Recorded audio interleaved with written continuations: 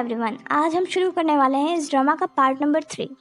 जून्यूक और युनसू ने एक कॉन्ट्रैक्ट साइन कर लिया है। अब युनसू को बस पैसों की ज़रूरत है ताकि वो यहाँ से भाग जाए, और इसके लिए वो लग जाती है बहुत सारे पार्ट टाइम जॉब्स ढूंढने में। पर अगर वो जॉब पर जाएगी तो जून्यूक पर नज़र कौन रखेगा? अरे हमारा मक्खी चूस यानी नामगू है ना। युनसू कहती है कि वो जून्यूक का ध्यान रखे।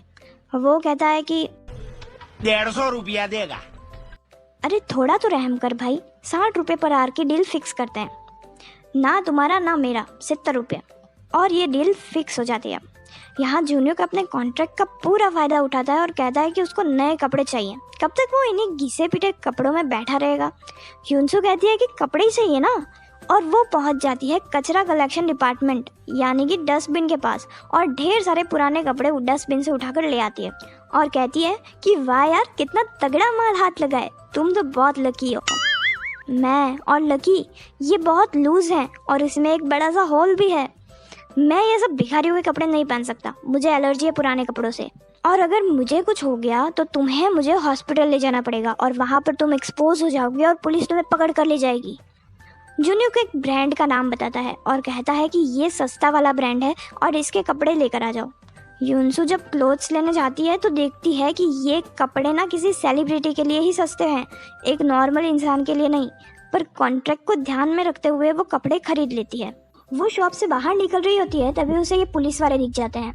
ये वही हैं जो उस दिन उसको उसके घर तक छोड़कर आए थे। इनसे छुप के वो हाय हेलो करती है और वहाँ से चली जाती है।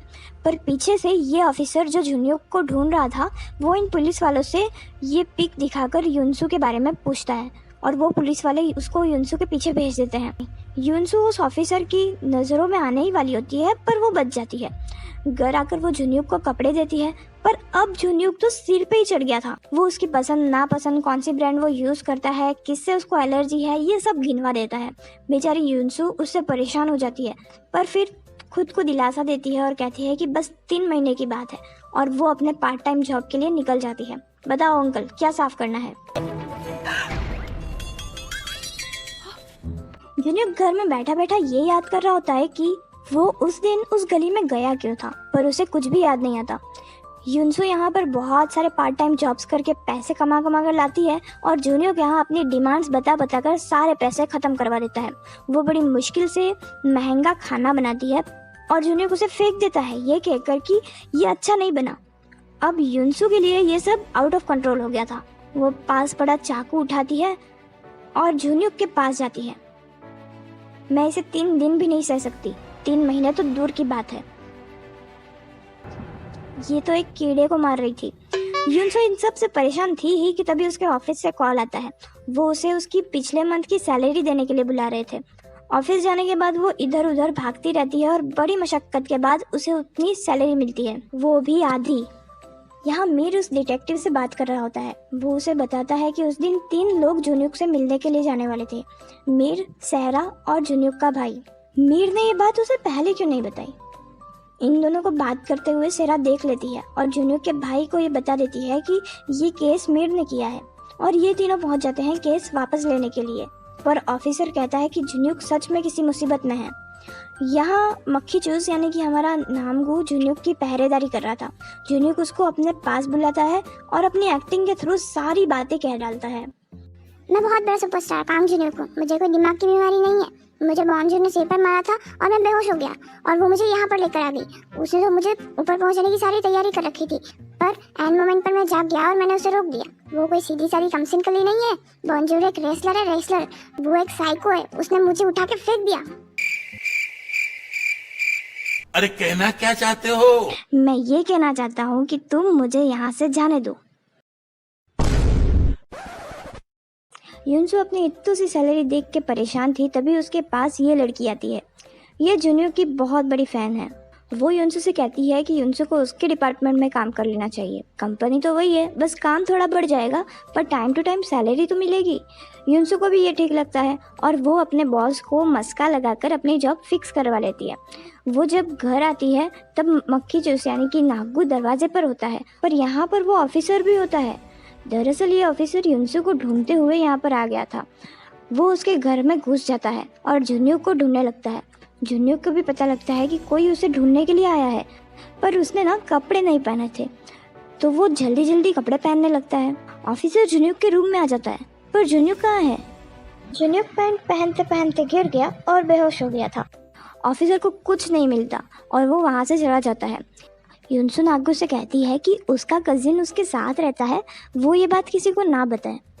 कुछ देर बाद जुन्यूक युनसो से कहता है कि जो भी उसने किया है वो एडमिट कर ले। जुन्यूक प्रॉमिस करता है कि वो अपनी कंपनी में बात करके उसको जेल नहीं भेजेगा।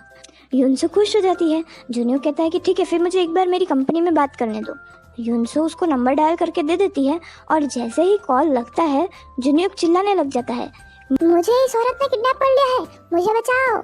युनसो ने भी कोई कच्ची गोटियां नहीं खेली है, उसने उसकी कंपनी में नहीं किसी रेस्टोरेंट में कॉल कर दिया था। जुन्यूक ने कॉन्ट्रैक्ट तोड़ा है और अब युनसो उसका बिल्कुल भी ट्रस्ट नहीं कर सकती। युनसो उस ऑफिसर के बारे में भी सोचती है कि अगर पुलिस जुन्यूक को ढूंढ रही है तो फिर तो वो फंस जाएगी। पर फिर उसे याद आता है एक आइडिया। वो जुन्यूक से एक लेटर लिखवाती है जिसमें लिखा होता है कि जुन्यूक एकदम ठीक है और कोई भी उसकी टेंशन ना करे। जुन्यूक ये काम फ्री में तो करता नहीं और वो उससे सुबह शाम 30 मिनट छत पर एक्सरसाइज करने की परमिशन मांगता है और ये डील फिक्स हो जाती है। युनसो के पास लेटर तो आ गया, अब इसे जुन्यूक की कंपनी में कैसे पहुंचाया जाए? फिर उसे याद आती है। युनसो उसके पास जाकर जुन्यूक की फैन बनने का दिखावा करती है और कहती है कि उसे उस जुन्यूक की कंपनी तक जाना है, क्या इसका कोई रास्ता है? उसकी फ्रेंड उसे एक फेक आईडी कार्ड देती है और कहती है कि इस पर अपना फोटो चिपका देना और तुम अंदर जा सकती हो। युनसो कंपनी के अंदर पहुंच जाती है और एक कार पर ये लेटर रख देती है। वहाँ से बाहर निकल ही रही होती है कि तभी उसे मीर दिख जाता है और वो उसे डांटने लगता है क्योंकि इस जगह पर चोरी छुपे आना बिल्कुल भी अलाउड नहीं था। वो उसका आईडी कार्ड भी ले लेता है और युनसो सॉरी बोलकर निकल जाती है क्योंकि उसका काम तो हो गया ना। कंपनी वालों को वो लेटर मिलता है और वो ये अनाउंस कर देते हैं कि जुन्यूक अभी ब्रेक पर है और वो ऑफिसर को भी उसे ढूंढने से मना कर देते हैं। जुन्यूक यहाँ छत पर आता है और एक्सरसाइज करने के बहाने अपने भागने के रास्ते का दिमाग में प्लान बनाने लगता है। छत पर बहुत ट्राई कर चुका होता है कि कोई उसे मिले और वो उससे हेल्प मांगे, पर उसे कोई दिखता ही नहीं। तभी वहाँ पर मक्खी चूस आ जाता है और कहता है कि तुम्हारा टाइम खत्म, अब चलो अंदर। जुन्यूक कहता है कि तुम तो बड़े लॉयल इंसान हो, तुम्हारा और बॉन्जर का क्या रिलेशन है? वो कहता है कि अभी तो हमारे बीच सिर्फ एम्प्लॉय और एम्प्लॉयर का रिलेशन है। जुन्यूक बातों ही बातों में युनसो के बारे में सारी इन्फॉर्मेशन निकलवाता है और कहता है कि बॉन्जर किस तरह के इंसान है। नागो युनसो की तारीफों के फूल बांधने लग जाता है। जुन्यूक कहता है कि जिस तरह से तुम बॉन्जर के बारे में बात कर रहे हो, मुझे तो लगता है कि कुछ तो चल रहा है। क्या तुम बॉन्जर को लाइक करते हो?